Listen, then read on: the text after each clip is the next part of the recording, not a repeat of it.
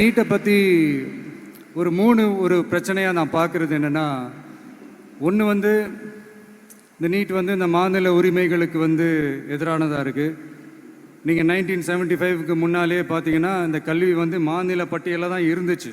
உங்கள் எல்லாருக்குமே தெரிஞ்ச ஒரு விஷயந்தான். அதுக்கப்புறமா தான் அது ஒன்றிய அரசு வந்ததுக்கப்புறம் அது பொது பட்டியலில் அது சேர்த்தாங்க. எனக்கு தெரிஞ்சு அதுதான் ஒரு முதல் பிரச்சனையாக ஒன்று ஸ்டார்ட் ஆச்சு.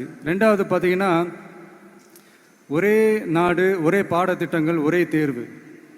இது பேசிக்காகவே அந்த கல்வி கற்கும் அந்த நோக்கத்திற்கே ஒரு எதிரான ஒரு விஷயமாக நான் அதை பார்க்குறேன்.